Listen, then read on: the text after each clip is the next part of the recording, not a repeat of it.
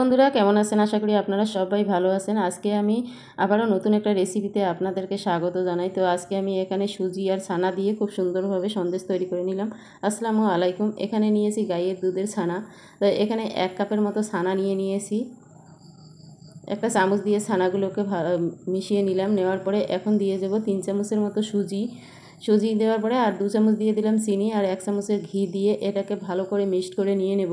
ছানার থেকে পানি বার হবে আর সুজিটা ফুলেও যাবে আর চিনিটা গলে যাবে। এভাবে আমি মিক্সড করে নিয়ে নিলাম আর মিক্সড করে একটা ডোয়ের মতো তৈরি করে নিয়ে নিচ্ছি। তো এখন ডোয়ের মতো তৈরি হয়েও গেছে। এটাকে এখন 15 মিনিটের জন্য ঢাকা দিয়ে দেবো। সুজিটা যতক্ষণ না ফুলে যায় ততক্ষণ এটাকে ঢেকে রাখতে হবে। তো এখন এদিকে একটা ফ্রাই প্যান দিয়েছি। ফ্রাই প্যানে গুঁড়ো দুধ দিয়ে দিলাম 1 চামচ আর দিয়ে দিলাম 1 চামচের মতো চিনি। তো চিনি আপনাদের স্বাদ অনুযায়ী দিয়ে নেবেন। আর 3 চামচের মতো দিয়ে দিলাম পানি দিয়ে এখন গুঁড়ো দুধ আর চিনিটা একসঙ্গে মিক্সড করে নিয়ে নেব। চিনিটা না যতক্ষণ গলে যায় ততক্ষণ এটাকে জাল দিয়ে নিতে হবে। তো গুঁড়ো দুধগুলো এখন পানির সঙ্গে মিক্সড করে নিয়ে নিলাম। আর এদিকে চিনিটা না যতক্ষণ গলে ততক্ষণ এটাকে জাল করে নিয়ে নিলাম। এখন চিনিটা গলে গিয়েছে আর আমি যে সুজি আর ছানার ডোটা তৈরি করে রেখেছি এখানে দিয়ে দিলাম। দিয়ে পুরো দুধের সঙ্গে একসঙ্গে মিক্সড করে নিয়ে নিচ্ছি। তো এখন আমি খুন্তি দিয়ে ভালো করে এভাবে নাড়াচাড়া করে একসঙ্গে মিক্সড করে নিয়েছি। আর এটা যতক্ষণ না তাওয়াটা ছেড়ে দিচ্ছে ততক্ষণ এটাকে নাড়াচাড়া করে নিতে হবে। একটা ডোয়ে পরিণত করে নিতে হবে। এভাবে আমি নাড়াচাড়া করে একটা ডোয়ে পরিণত করে নেব।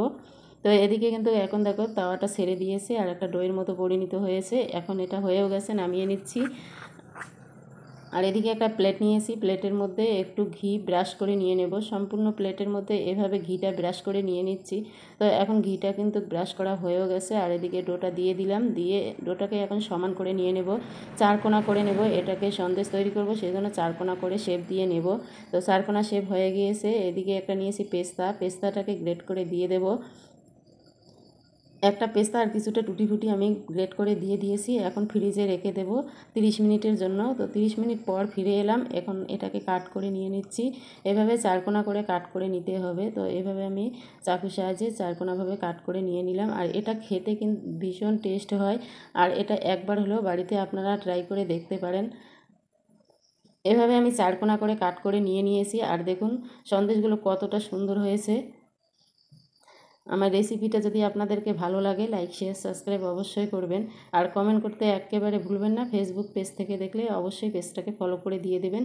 আপনাদেরকে একটা ভেঙেও দেখাবো এর ভিতর থেকে কতটা সুন্দর হয়েছে। আর এই সন্দেশটা খেতে কিন্তু খুবই টেস্টি হয়। তো দেখুন আমি ভিতর থেকে আমি দেখাচ্ছি একটা ভেঙে কতটা সুন্দর হয়েছে। পুরো ভিডিওটা ওয়াচ করার জন্য আপনাদেরকে অসংখ্য ধন্যবাদ। আজকের মতো এই পর্যন্ত। Thank you.